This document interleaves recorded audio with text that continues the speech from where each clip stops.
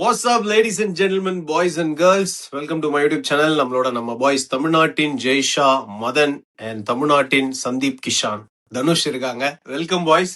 So இன்னைக்கு வந்து நிறைய விஷயங்கள் பேச போறோம். டிஎஸ்கே ஃபர்ஸ்ட் மேட்ச் ஜெயிச்சாங்க. ஃபேஃப் டூப்ளசி பயங்கரமா ஒரு 100 அடிச்சாரு. நம்ம ஃபயர் விட்டோம். அடுத்து 2 மேட்ச் போட்டு பொழந்திருக்காங்க. ஃபேஃப் டூப்ளசி இல்லைன்னா டிஎஸ்கே சிரிக்கும் போல, அந்த லெவலுக்கு இருக்கு. அதை பத்தி பேசுவோம். பட் அதுக்கு முன்னாடி வீக்கெண்ட்ல நிறைய மேட்சஸ் நடந்தது.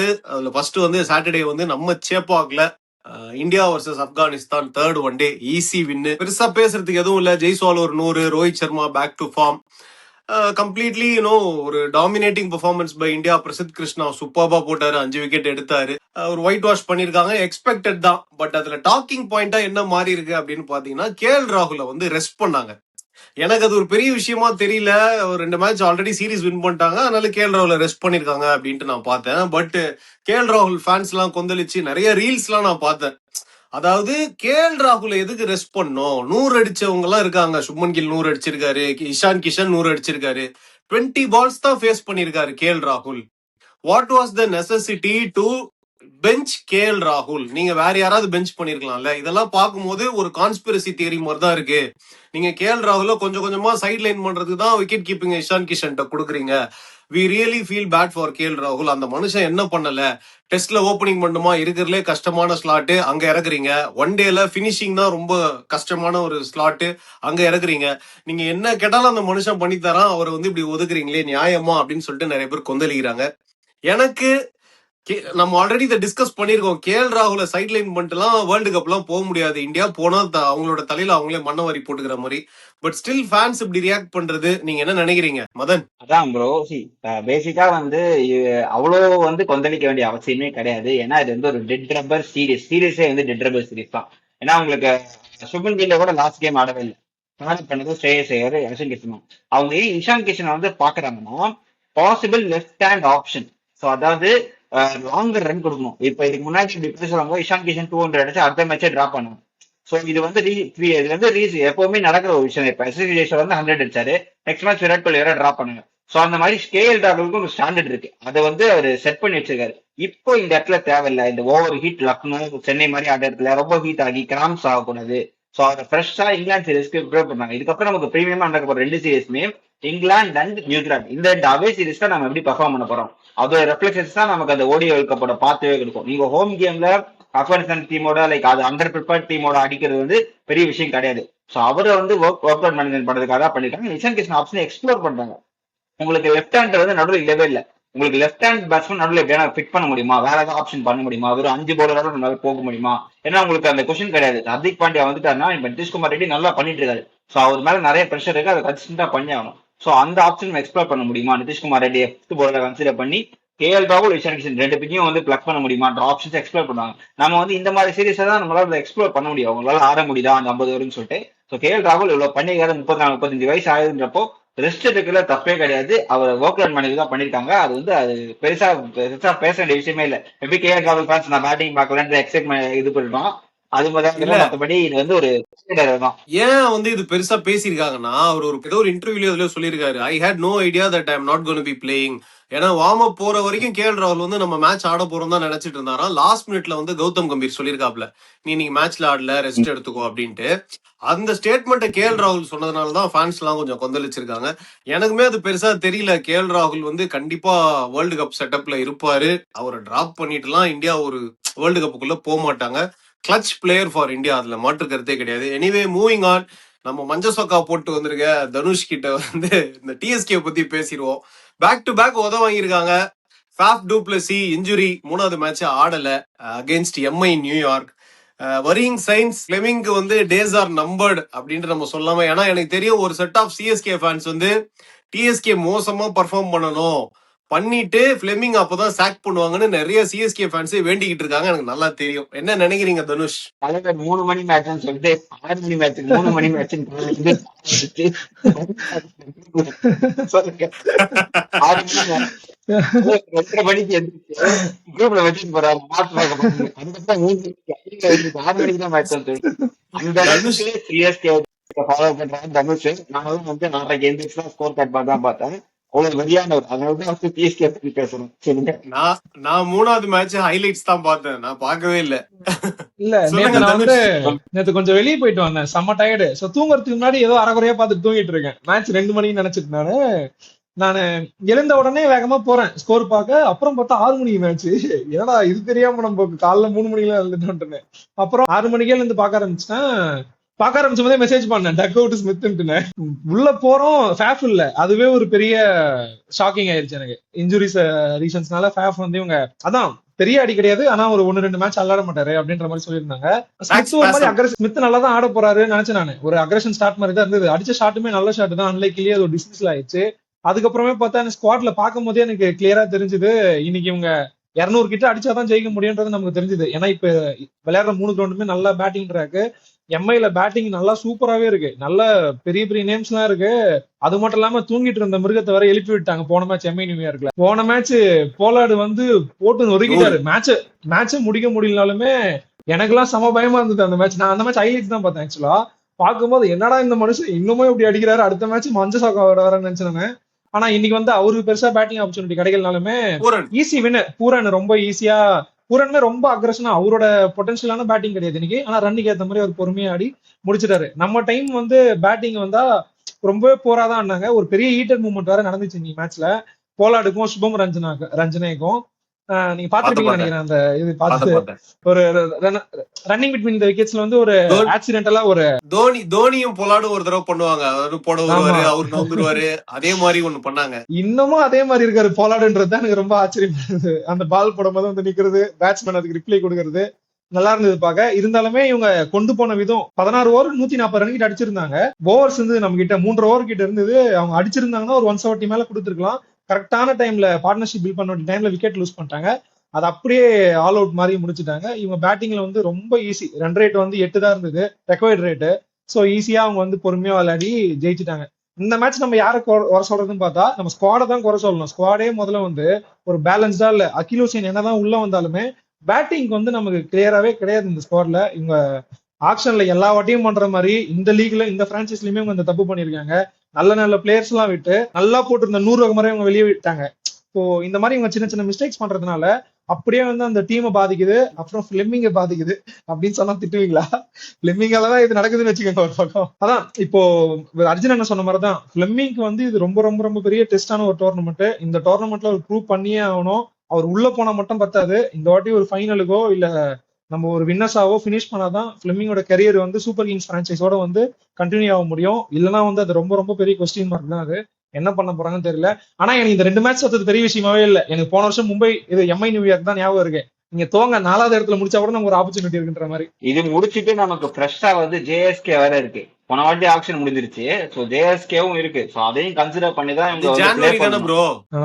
ஆனா நல்ல டீம் அது. உங்களுக்கு டிசம்பருக்குள்ளேயே நமக்கு வந்து அது ஆல்மோஸ்ட் செட்டில் ஆயிடும் ப்ரோ. சோ இல்ல அவங்க ஸ்குவாட் சேஞ்ச் பண்ணி அது இப்படிதான் பண்றாங்க அப்படின்னா உங்களுக்கு அதுலயே வந்து தெரிஞ்சிடும் இப்ப ஃபிளெமிங் கண்டினியூ ஆக போறாங்கன்னு சொல்லிட்டு. சோ எனக்கு தெரிஞ்ச வரைக்கும் 90% நான் என்ன சொல்றேன், இப்ப ஐபிஎல் முடிஞ்சோட இன்னும் ஒரு மாசம் தான் அந்த இதை ஆடிட்டும்பா, எம்எல்சி வரைக்கும் பாப்போம் அப்படின்னுவாங்க. அப்புறம் சவுத் ஆப்பிரிக்கா T20 வரைக்கும் பாப்போம்னுவாங்க. அப்புறம் திரும்ப ஐபிஎல் வந்துரும். இப்படியே ஓட்டிட்டு இருந்தா எப்படி? அதுதான் நடக்க போகுது. கண்டிப்பா இந்த விஷயம் நடக்க போகுது. சோ எப்படியும் வந்து மினி ஆக்ஷன் ட்ரேட் டாக்ஸ் எல்லாம் போயிட்டு இருக்கு. அதுக்கு வந்து ஹெட் கோச்சோட இது வந்து ரொம்ப இன்ஃபுளுன்ஸ் ரொம்ப முக்கியம். கேப்டன் டிசிஷன் மட்டும் கிடையாது. சோ ஒரு அதுவும் இன்ட்ரெஸ்டிங் ஃபேக்ட் இருக்கிறதுனால சொல்றேன். David Miller has followed Chennai super Kings இன்ஸ்டாகிராம்ல. அதான் கொளுத்தி போட்டாரு. சோ அந்த தாட்ஸ் இருக்கிறதுனால வந்து எனக்கு தெரியல. இப்ப இந்த டிஎஸ்கே மேட்ச் பாத்தீங்கன்னா 2 மேட்ச் தோத்ததுமே அவங்க வந்து கம்ஃபர்டபுளா தோத்துட்டாங்க. அதாவது 17 ஓவர் 18 ஓவருக்குள்ள கேம் முடிஞ்சிருச்சாங்க. சோ லாஸ்ட் ஓவர் அந்த த்ரில்லர் அந்த மாதிரி விஷயமே போல. சோ நீங்க ஒன்ஸ் நீங்க ஃபர்ஸ்ட் பேட்டிங் எடுக்கிறீங்கன்னா நீங்க ஸ்ட்ராங்கா 200+ டோட்டல் போகணும். இல்லைன்னா சேஸ் பண்ண ரெடியா இருக்கணும். சோ உங்களுக்கு பிரீமியம் பேட்டர் அங்க இருக்கு. 2 பேட்டருமே வந்து ரைலி டியூஸோ தானன் பெரேரா மட்டும்தான். சோ 2 பேரை கழட்டிட்டாலே மொத்த வண்டியும் சரிஞ்சிருந்ததுனால உங்களுக்கு அந்த batting top order top 2 plus இல்லைன்றப்ப நீங்க அதுக்கான பாசிபிள் ஆப்ஷன்ஸை பார்க்கணும். அக்விலேஷன் அது ஆப்வியஸ்லி ஒரு மேட்சஸ் நம்ம பண்ண முடியாது. பட் அதான் ட்ரை பண்றாரு. நேந்திர பேக்கர் நல்லா போட்டிருக்காரு. ஸோ மற்ற ஆப்ஷன்ஸ் ரிப்ளேஸ் பண்ணோம். நீ சொன்ன மாதிரி பிளே ஆஃப் போறதெல்லாம் ஈஸி ப்ரோ. ஒரு 2 கேம் வந்து நம்ம ஓவர் பண்ணி நல்லா வின் பண்ணிட்டாலே போதும். பிளே ஆஃப் போய் வின் பண்ணணும். ஸோ இதுல டாமினேட்டிங் வின்னர்லாம் கிடையாது. எனக்கு இதை விட டிஎஸ்கே விட எனக்கு ஜேஎஸ்கே தான் ரொம்ப competitive. Because close to IPL ஸ்டாண்டர்ட்ல அது இருக்கு. அந்த டோர்னமெண்ட் தான் இவங்க வந்து பெஞ்ச் மார்க்கா வைப்பாங்க. எம்எல்சி வைக்க மாட்டாங்கன்னு தோணுது. எது தூக்குறது வைக்கிறது. ஸோ அவங்க ஜேஎஸ்டில கண்டிப்பா ஃபிளமிங்கோ கோ போகும். ஸோ அந்த டோர்னமெண்ட்ல சொதப்பினா ஒரு வேலை okay final chance for you, இந்த ஐபிஎல் நீங்க வின் பண்ணி காமிங்க, இல்லைன்னா கோ ஆர் நோ கோ அந்த சுச்சுவேஷன் கிடைக்கும். ஸோ இதான் சிஎஸ்கேட ஃபியூச்சர்னு எனக்கு தோணுது. பாசிபிளி என்ன பண்றாங்கன்னு பார்ப்போம். ஏன்னா எல்லாமே மேனேஜ்மெண்ட் கால் தான். அவங்களுக்கு கம்ஃபர்டபுளா எப்படி இருக்கோ அப்படிதான் வைப்பாங்க. நம்ம என்னதான் புலம்புனாங்க என்ன பண்ணாலும் நாங்க ஜெயிச்சு கொடுத்துருக்கோம், அதனால வெயிட் பண்ணுங்கன்னு தான் சொல்லுவாங்க. அவங்க தான் பே பண்ற மாதிரி. ஸோ விஜய் நம்மளால எக்ஸ்பிரஸ் தான் பண்ண முடியும் இது பண்றீங்கன்னு சொல்லிட்டு. ஆனா இந்த வாட்டி நல்லா கண்டிப்பா பிளம்பிங்கா 2027 அப்புறம் நம்ம பார்க்க மாட்டோம். இல்ல காசி தாத்தா வந்து சொல்லிட்டாரு, அதாவது பிளெமிங் தான் அந்த கால் எடுக்கணும்ட்டாரு. பிளெமிங் வந்து அவரு வந்து வெளியே போறேன்னு சொன்னாதான் நாங்க அனுப்புவோன்றத காசி தாத்தா இன்டைரக்டா சொல்லிட்டாரு. அதாவது அந்த கால் வந்து பிளெமிங்கே வந்து நம்மள பயங்கரமா கிரிட்டிசைஸ் பண்றாங்க, வேலைக்கு ஆகாதுன்னு சொல்லி ஒதுங்கினாதான் உண்டு. சொல்லுங்க மதன். பிளமிங் வந்து இந்தியன் கோச்சுக்கு வந்து ஆப்ஷன்ஸா பாக்குறாங்கன்னு சொல்லி கௌதம் கம்பீருக்கு முன்னாடி ஒரு பெரிய ரூமர்ஸ் போச்சு, ரொம்ப ஸ்ட்ராங் ரூமர்ஸ். பிளமிங்க பாக்குறாங்க அப்படின்ற மாதிரி போச்சு. அப்பவே போயிருந்துக்கலாம். ஒருவேளை வந்து அவர் வந்து அப்பவே காசு தத்தா தான் சொன்னாரு, இந்த மாதிரி இது வந்து பிளமிங்கே தெரியும், பிளமிங் தான் டிசைட் பண்ணும் அப்படின்னு சொல்லிட்டு. ஸோ அதுதான் சிஎஸ்கே வந்து எந்த மாதிரி ஆளுங்கன்னா ஓகே நம்ம யாரையும் ஃபோர்ஸ் பண்ண அனுப்ப வேண்டாம். கோச்சிங் ஸ்டாஃப்ல இருந்து ரொம்ப நாளா இருக்காங்க, let them decide the concept இருக்கும். கோச்சிங் ஸ்டாஃப் அதுதான் சொல்றேன், கோச்சிங் ஸ்டாஃப் நான் ஸ்பெசிஃபிக்கா மென்ஷன் பண்றது காரணம். ஸோ நம்ம வந்து எவ்வளவு பேசினாலுமே வந்து நெக்ஸ்ட் சீசன் ஸ்பெண்டிங் ஆடதான் போறாரு. அதான் அவர் சொன்ன மாதிரி இதுதான் உங்க ஃபைனல் சான்ஸ். இந்த டீமை வச்சு உங்களால என்ன பண்ண முடியுது, உங்க டீம் 3 வருஷம் உங்களுக்கு ஆப்ஷன் கொடுக்கும். இதுவும் முடிக்க முடியலன்னா தென் என்டையர் மெகா ஆப்ஷனுக்கு மொத்த டீமையும் சாக் பண்ணிட்டு அப்பத்துல இருந்து 0 ஆரம்பிக்க போறாங்க. அதுதான் ஆர்சிபி என்ன பண்ணாங்களோ அதுதான் நடக்க போகுது. அது 2028 தான் நம்ம வந்து கம்பேக் கொடுக்க போறோம். அது வந்து லக்கு தான் நம்ம 27 ஜெயிப்போம். ஸோ அப்படி ஜெயிச்சாலும் 28ல இருந்து பிளமிங் இருப்பாரு. ரெட் பில் ப்ளூ பில் மாதிரி நம்ம கிட்ட 2 இருக்கும். 27 ஜெயிச்சு பிளமிங்கோட போறீங்களா, இல்ல 27 தோத்து பிளமிங் இல்லாம 28 போறீங்களான்னு சொல்லிட்டு காமிக்கிற மாதிரி. ஸோ அந்த மாதிரி தான் கால் போகுது நமக்கு. மதன் சொன்ன மாதிரி அப்படியே ஸ்டீஃபன் பிளெமிங் மட்டும் இந்தியா கோச்சா இருந்தா, கௌதம் கம்பீர் சிஎஸ்கே கோச்சா இருந்து, தோனி மென்டாரா இருந்து அப்சல்யூட் சினிமாடா அப்படி இருக்கும். கம்பீருக்கு வேற ஆர்சிபி ரொம்ப ஃபேவரட் டீம், பயங்கரமா இருந்திருக்கும் சிஎஸ்கேல ஜாயின் பண்ணியிருந்தாருன்னா. Anyway Madan, moving on to India versus England one day squad வந்து அனௌன்ஸ் பண்ணிருக்காங்க. அதை பத்தி உங்களோட கருத்து என்ன? 2 பெரிய தலைங்க ரிட்டர்ன் வராங்க. Virat Kohli is back and Bumrah is back. Your கருத்து? அதான் ஓடிஐ செட்டப் வந்து இதுதான். நம்ம ஆல்ரெடி மென்ஷன் பண்ணியிருந்த பழைய வீடியோஸ் வந்து ஒரு 30 ஓடிஐஸ் இருக்க போது. பும்ரா வந்து வேர்ல்ட் கப் அப்புறமா இப்பதான் ஆறாரு. அதாவது 2023 அந்த பெரிய அந்த ட்ராமாக்கு அப்புறம் நவம்பர் 19 அப்புறமா இப்பதான் வந்து ஓடிஐ ஸ்குவாட்ல பேக் ஆயிருக்காரு. ஸோ எஸ்பெஷலி அவரோட ஒர்க் லோட் மேனேஜ்மெண்ட் ரொம்ப முக்கியம். And Virat Kohli subject to fitness தான். அவர் இல்லைன்னா எஸ்எஸ்வி ஜெய்ஸ்வால் வருவாங்க, 100 எடுத்திருக்காரு. ஸோ அதான் நான் சொல்றேன், இசைன் கிஷன் மேட்டர் சொல்றாங்க. எஸ்எஸ்வி ஜெய்ஸ்வாலை ஏன் எடுத்தாங்கன்னா ருத்ராஜுக்கு அகேன்ஸ்டா அவங்களுக்கு ஒரு லெஃப்ட் ஹேண்டர் இந்த டாப் தேவை. பிகாஸ் கௌதம் கம்பீர் வந்து இந்த லெஃப்ட் ரைட் காம்பினேஷன் ரொம்ப பிலீவ் பண்ணுவாரு. அண்ட் இந்த power play restrictions, ODI restriction நம்ம நம்மளே பார்க்கல. 2023 அப்புறமா நம்ம ஓடிஐ ரொம்ப கம்மியா தான் ஆடி இருக்கும். ஸோ அதனால அந்த லெஃப்ட் ஹேண்ட் ரைட் காம்பினேஷன் வந்து ரொம்ப முக்கியம் running விக்கெட்ஸ்னால. So Virat Kohli back ஆயிட்டாரு. அதுக்கப்புறம் வந்து இவரு பேக் ஆயிருக்காரு, அக்சர் பட்டேல் பேக் ஆயிருக்காரு, ஜஸ்பிரீத் பும்ரா பேக் ஆயிருக்காங்க. ஸோ இந்த 3 தான். இப்பயும் ஜடேஜா வரல. ஸோ நம்ம ஆல்ரெடி பேசின மாதிரி தான், ஜடேஜாக்கு இந்த சீரியஸ் இல்லைன்றதுனால ஆப்வியஸ்லி ஜடேஜா வந்து white ball format, especially ODI ஃபார்மேட்ல இருந்து கொஞ்சம் வெளியே போற மாதிரி தான் தெரியுது. ஏன்னா இந்த இடத்துல அவங்க வந்து அக்சுபேக்கு அப்புறமா அக்சர் பட்டேல் தான் கன்சிடர் பண்றாங்க. நோ மோர் ஜடேஜான்றப்போ நம்ம ப்ரீவியஸ் வீடியோல மென்ஷன் பண்ண மாதிரி ஜடேஜாக்கு ஓடிஐ பார்ட்டி வந்து க்ளோஸ்டு. ஸோ ரிச்சார்ட் ட்ராஃபியும் திருப்பி ஆட போறது இல்லை. கிறிஸ்மஸ் மேட்ச்ல மட்டும் தான் அவர் ஸ்பெஷலிஸ்ட் ஆட போறாதுன்னு தோணுது. ஸோ ஓடிஐ சீரிஸ், இந்த ஓடிஐ சீரிஸ் ரொம்ப முக்கியம். பிகாஸ் இங்கிலாந்து ஃபர்ஸ்ட் லெக்ஸா தான் வருவாங்க. அந்த மாதிரி கிரௌட்ல அந்த மாதிரி கிரவுண்ட்ல வந்து எப்படி ஸ்விங் ஆட போறாங்கன்றது ஒரு வெரி எக்ஸைட்டடா இருக்கு. அவ்வளவு ஈஸியா இருக்காது, கேக் வாக்கா இருக்காது, பட் நல்ல கேமா இருக்கும் என்னோட தாட்ஸ். எஸ் சார், ரொம்ப டிபேட்டபிளான நிறைய கால்லாம் எதுவுமே எடுக்கல, எதிர்பார்த்த ஸ்குவாட் தான் வந்திருக்கு. ஸோ அதை பத்தி பேசுறதுக்கு பெருசா எதுவும் இல்ல. Moving on to try nation, talent try nation series. India trophy அடிச்சிருக்காங்க. நம்ம முன்னாடியே பேசியிருந்தோம், அந்த சூரியவன்ஷி எபிசோட் ஆனப்போ நம்ம பேசியிருந்தோம். இதுக்கப்புறம் வந்து ஸ்ரீலங்கா இந்தியா ஃபைனல் வந்து சூரியவன்ஷி அடிச்சா எப்படி இருக்கும் அப்படின்னு நினைச்சோம். அதே மாதிரி ஒரு சம்பவம் பண்ணிருக்காப்ல. ஃபாஸ்டஸ்ட் 50 லிஸ்டேல 11 பால்ல 50 அடிச்சாரு சூரியவன்ஷி. Unbelievable innings bro. அந்த ஃபர்ஸ்ட் 11 பால்ல ஒரே ஒரு டாட் பால், 5 4 5 6 மரண இன்னிங்ஸ். ஃபர்ஸ்ட் 54 ரன் வந்து வெறும் பவுண்டரி. அதுக்கப்புறம் தான் ஃபர்ஸ்ட் ரன் ஓடியே எடுத்தாப்ல. 29 balls 94 runs. Extraordinary knock, special talent. அவரை பத்தி எவ்வளவுதான் பேசுறதுன்னே தெரியல. பட் ஸ்டில் 90s நிறைய அவுட் ஆறாரு. என்ன காரணமா இருக்கும் தனுஷ்? அதுதான் நானே கேட்டு சொல்லலாம். அந்த சூரியவன்ஷி வந்து அப்படி ஒரு பெர்ஃபார்மன்ஸ் பண்றது வந்து எனக்கு பயங்கர ஹாப்பி. ஏன்னா நான் ஆல்ரெடி சொல்லியிருந்தேன் உங்களுக்கு எல்லாம் சூரியவன்ஷிக்கு பெரிய ஃபேன் ஆயிட்டேன். முதல் 2 மேட்ச் ஒரு மேட்ச் நல்லா அக்ரெசிவா ஸ்டார்ட் பண்ணாலுமே அது எனக்கு ஒரு டிசப்பாயின்மெண்டா தான் இருந்தது. ஏன்னா ஒரு லாங் இன்னிங்ஸ்க்கு அவர் போலன்ட்டுன்னு இப்பவுமே ஒரு ப்ரோக்ராம் இருக்கிறது என்னமோ T20 ஃபார்மேட்டுன்ற மாதிரி தான் எனக்கு பர்சனலா தோணுது. ஏன்னா அவர் அவுட் ஆனது பாருங்க, 29 பால்ல ஒரு அவ்வளவு ரன் அடிச்சாருன்றதை தாண்டி 300 பாலுக்கு மேட்ச் இருக்கு உங்களுக்கு. நீங்க அதை கண்டினியூ பண்ணிருந்தீங்கன்னா நீங்க எவ்வளவு பெரிய ரெக்கார்ட் வேணாலும் நீங்க அந்த இடத்துல கிரியேட் பண்ணலாம். சோ இதுதான் உங்களோட இதுன்னு தெரியுது. ஆனா இதுக்குமே நீங்க யூஸ் ஆகணும், ஸ்லோவா கொஞ்சம் ஆங்கரிங் பண்ணி விளையாடவும் யூஸ் ஆகணும். ஒரு மேட்ச் ஐபிஎல் விளையாடுனார்ல, ஒரு குவாலிஃபை ஆகும்போது சூரியவன்ஷி அவர் ஒரே எண்ட்ல நின்று அவர் மட்டும் அடிச்சாரு பாருங்க. அந்த மாதிரியான ஒரு இன்னிங்ஸ் அவர் ஆடி இருந்தாருன்னா எஸ்ஆர்எச் கூட பெர்ஃபெக்ட் ரிப்ளையா இருந்திருக்கும். அன்னைக்கு வந்து எனக்கு ஒரு மாதிரி வருத்தம் தான், சூரியவன்ஷியை வந்து அவங்க என்னதான் அபியூசிவ் வெர்பல்ல யூஸ் பண்ணியிருந்தாலுமே ஸ்ரீலங்கன்ஸ், அவங்கள்ட்ட இவர் அந்த மாதிரி ஒரு அக்ரெசிவா போய் அக்ரஷன் வந்து இந்த ஏஜ்ல அவருக்கு இருக்க வேண்டான்றது எனக்கு பர்சனலா தோணுச்சு எனக்கு.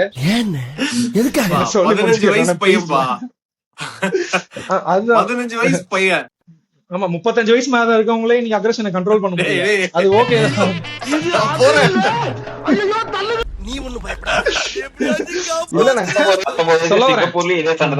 அபினவ் முகுந்த் சொல்லியிருக்காரு விராட் கோலியை பத்தி. அவர் அப்பவே அப்படிதான், ஆனா அப்ப பெருசா மீடியா இல்லாதனால தெரியாது. அப்பவே வந்து தலைவர் வந்து ஒரு மாதிரி அக்ரஷன் தான். நம்ம 2008 சிபி சீரிஸ் இங்க வின் பண்ணோம், அந்த இடத்துல சிங்கப்பூர் நினைக்கிறேன், அங்கதான் அண்டர்-19 சாம்பியன்ஸ் ட்ராஃபி. அப்பவே ஒரு மாதிரி கோக்குமாக்கா நாள் தான் விராட் கோலி. அந்த அக்ரஷன் வந்து வராது வைபவ் சூரியவன்ஷி.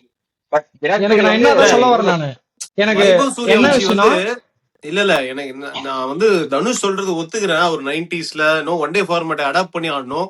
பட் இந்த இந்த பர்டிகுலர் இன்னிங்ஸ் வந்து ஒரு ரிவெஞ்ச் மோட்ல தான் அதனாலதான் ஜெயிச்சாங்க.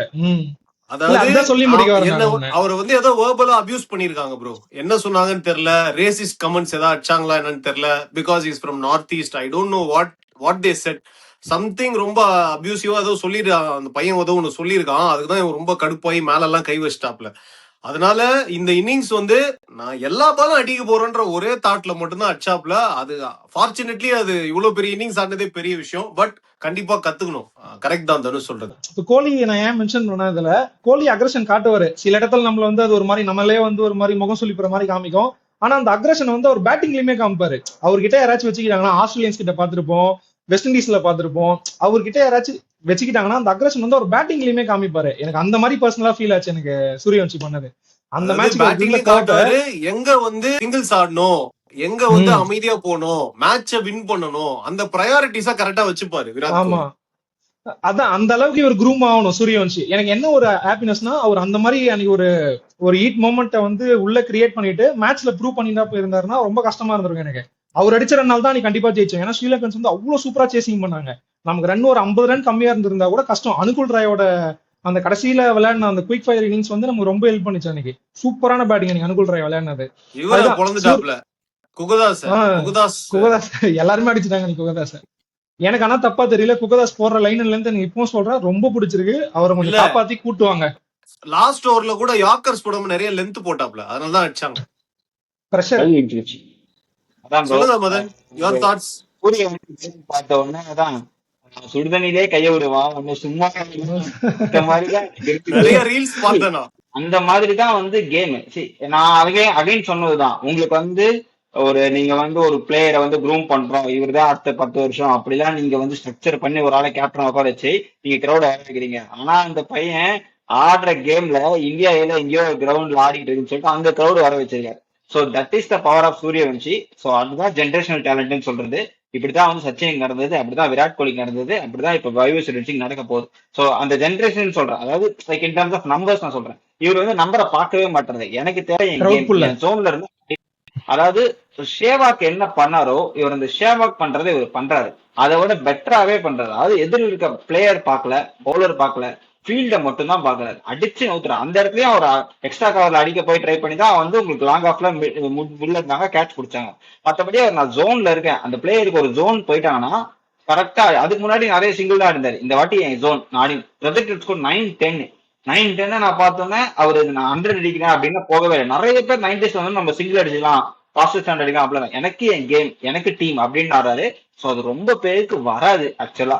நிறைய பேர் 80s 90s வந்தப்போ நர்வஸ் ஆவாங்க. ஈவன் நான் ராகுல் டிராவிடே கூட சம்டைம்ஸ் 90s வந்தப்போ ஓகே நம்ம ப்ரிசர்வ் பண்ணி ஆடலாம், பண்ணலாம். பட் சச்சின் வந்து ஸ்லோ டவுன் ஆயிடுவாரு 90s. நம்ம ஸ்லோ டவுன், அவங்களோட தாட்ஸ் வந்து பர்சனல் மென்ஷன் கிடையாது. அந்த கேமை நம்ம டீப்பா இன்னும் கொண்டு போகணும், அதை நம்ம பண்ணணும். ஆனா இவர் என்னன்னா, என் வேலை முடிஞ்சுது, நான் வந்துட்டு மொத்தமா அடிச்சிட்டேன், இதுக்கப்புறம் டீம் பார்த்துக்கும், என் டீம் நான் 10 பேருக்குள்ள அங்க கொண்டு போயிட்டு சொல்லிட்டு அந்த ஜென்ரேஷன் டிஃபரன்ஸா இது. இன்னும் வைபவ் சூரியவன்ஷி இங்கிலாந்து கேம்ல எப்படி ஆட போறாரு, ஏன்னா இங்கிலாந்தோட ஸ்விங் எப்படி இருக்கும் அப்படின்ற ப்ராசஸ் இருக்கு. இது வந்து பிக் மேட்ச் பிளேயர், அதாவது அண்டர் 19 வந்து உங்களுக்கு ஃபைனல் வந்து 175 அடிச்சாரு. ஸோ அந்த பிக் மேட்ச் பிளேயர் தான் இந்தியாவுக்கு நிறைய கிடைக்க மாட்டாங்க. 2023 நமக்கு பிக் மேட்ச் பிளேயர் இல்லை, அதனால தான் நம்ம தோத்தோம். ஸோ 2020 அதுக்கு முன்னாடி நடந்த 2019 செமிஃபைனல்ல ஒரு பிக் மேட்ச் பிளேயர் இல்லை, அதனால தான் நம்ம தோத்தோம். ஸோ அந்த பிக் மேட்ச் பிளேயர் நமக்கு வந்து கிரியேட் ஆயிருக்காரு ஆட்டோமேட்டிக்கா. எனக்கு பெரிய மேட்சா நான் வந்து ஜெயிச்சு கொடுப்பேன், அந்த ஒரு இது வேணும். ஸோ அந்த பிளேயர் நமக்கு கிடைச்சிருக்காங்க. ஸோ அதை கரெக்டாக ஷெட்யூல் பண்ணோம். இந்த சண்டை போடுற மேட்ரு இதெல்லாம் வந்து சிப்ஸ் அண்ட் சாப்ஸ் தான். லைக் போக போக தான் அதை கத்துக்க முடியும். இல்ல இல்ல கேட்டதான் வரும். அதுதான் விராட் கோலிக்கும் சூரியவன்ஷிக்கும் இருக்கக்கூடிய சிமிலாரிட்டிஸ்ல டிஃபரன்ஸ் வந்து இது மாதிரி யாராவது சீண்டுனா பெஸ்ட் கேம் ஆடுறாங்க. கரெக்டா? அது ஒண்ணு. இன்னொன்னு வந்து பிக் மேட்ச்ல வந்து பெர்ஃபார்ம் பண்றாங்க. ஃபைனல்ஸ்ல இப்போ நீங்க சொன்ன மாதிரி 2 ஃபைனல்ஸ் வின் பண்ணி கொடுத்திருக்காப்ல சூரியவன்ஷி. அண்டர் 19 வேர்ல்டு கப்ல ஒரு அண்டர் 19 175, இதுல ஆல்மோஸ்ட் ஒரு 100 அடிச்சிருக்காப்ல. So positive signs. And also Dhanush சொன்ன மாதிரி இன்னும் கூட கேம் ரீட் பண்ணி டீப்பா எடுத்துட்டு போய் பெரிய ஸ்கோர்ஸ் அடிக்கணும், சிச்சுவேஷன் ஆடணும்னு சொல்றது ஓகே. பட் இதே சச்சின் டெண்டுல்கர் 16 வயசுல வந்தப்போ வந்து ஃபுல்லா அடிதானா, டம்மு டிம்முன்னு அடிதான் அடிப்பாப்லையாம். அதுக்கப்புறம் அவர் ஃபர்ஸ்ட் செஞ்சுரி அரௌண்ட் 70 மேட்சோ என்னமோ, அதுக்கப்புறம் தான் அவர் ஃபர்ஸ்ட் செஞ்சுரியா அடிச்சாரு அப்படின்னாங்க.